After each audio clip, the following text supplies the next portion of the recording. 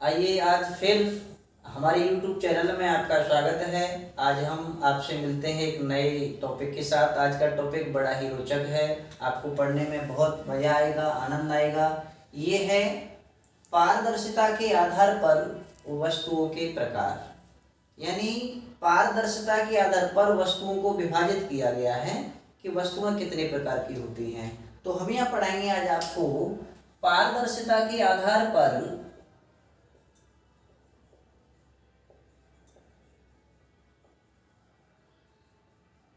पारदर्शिता के आधार पर वस्तुएं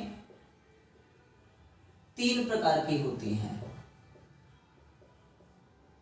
कितने प्रकार की होती हैं? 3 प्रकार की होती हैं। नंबर 1 पारदर्शी वस्तुएं,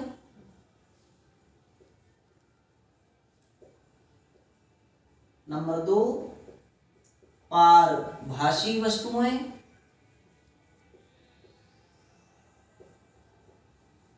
और नंबर 3 अपारदर्शी वस्तुएं।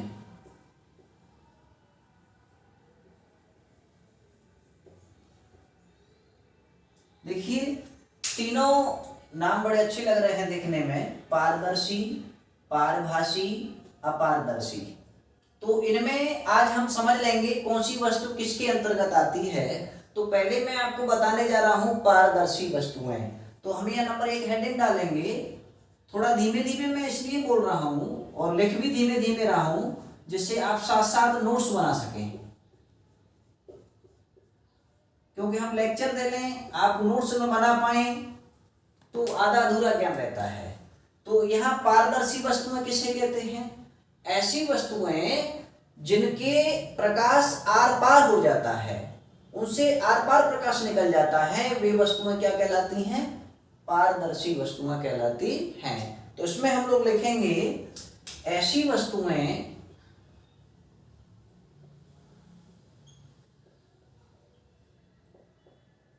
जिनमें प्रकाश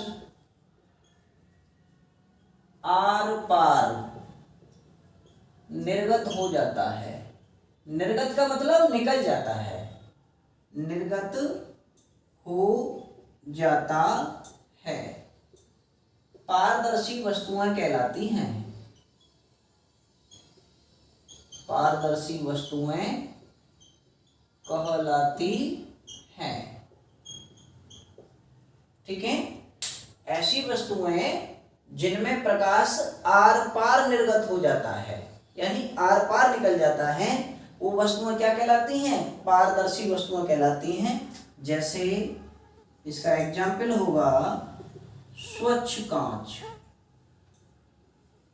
स्वच्छ कांच, स्वच्छ जल,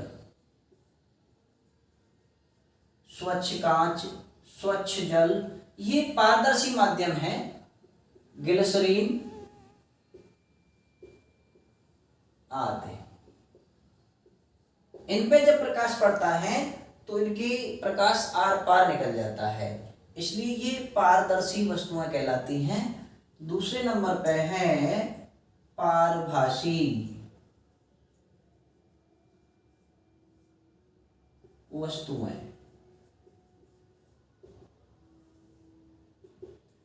पारभासी का मतलब क्या होता है? ये जो वस्तुएं होती हैं इनमें से पूरा का पूरा प्रकाश निर्गत नहीं हो पाता, प्रकाश का कुछ अंश यानी कुछ भाग निर्गत हो जाता है। तो ऐसी वस्तुओं को हम पारभासी वस्तुएं कहते हैं। तो यहां हम लिखेंगे ऐसी वस्तुएं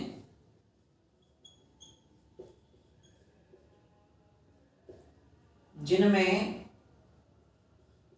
या जिनसे प्रकाश का आंशिक भाग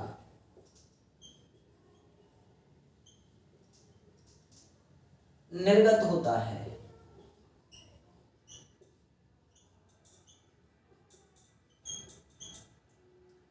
पारभासी वस्तुएं कहलाती हैं।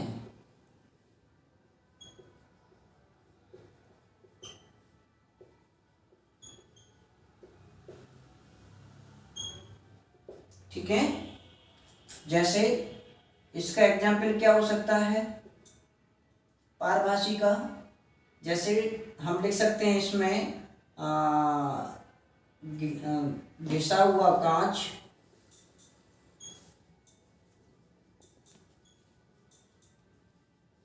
ट्रेसिंग पेपर,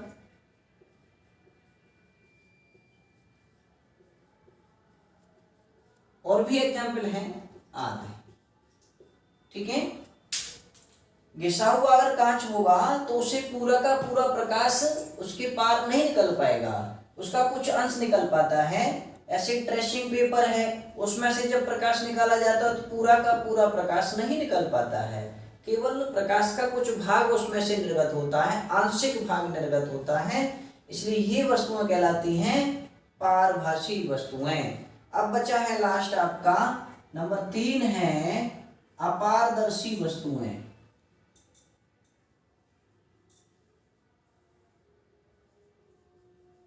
तो अपारदर्शी वस्तुएं तो आपकी नाम से ही समझ में आ रही होंगी। पारदर्शी में प्रकाश पूरा का पूरा आर पार निकल जाता है, पारभासी में प्रकाश का कुछ आंशिक भाग निकल पाता है, लेकिन यहाँ अपारदर्शी में प्रकाश बिल्कुल नहीं निकल पाता। तो यहाँ हम लिखेंगे ऐसी वस्तुएं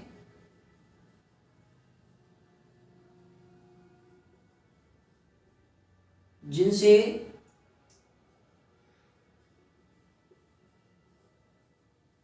प्रकाश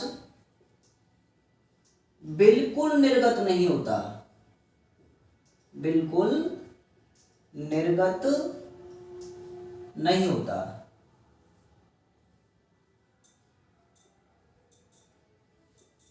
क्या कहलाती हैं? अपारदर्शी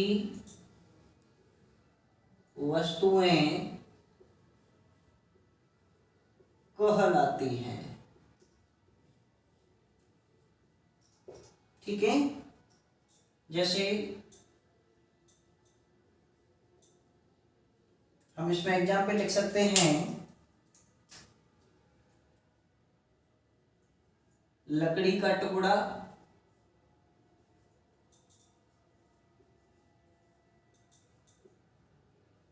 और लिख सकते हैं हम यहाँ दर्पण,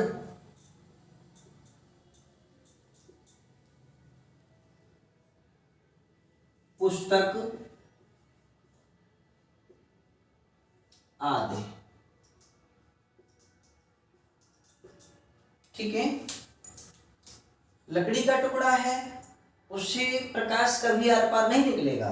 ऐसे दर्पण है, पुस्तक है, पुस्तक से भी नहीं निकलेगा। अब कंफ्यूजन हमारा होता है दर्पण पे कि दर्पण पारदर्शी है कि पारभासी है कि अपारदर्शी है। तो यहाँ मैंने एग्जाम्पल लिखा है ये अपारदर्शी में। तो दर्पण क्यों अपारदर्शी है? क्योंकि दर्पण के दूसरी साइड में पेंट होता है, तो जब हम इस पर प्रकाश डालते हैं तो प्रकाश परावर्तित हो जाता है, लेकिन आर पार बिल्कुल नहीं निकल पाता। इसलिए दर्पण कैसा है? दर्पण होता है अपारदर्शी।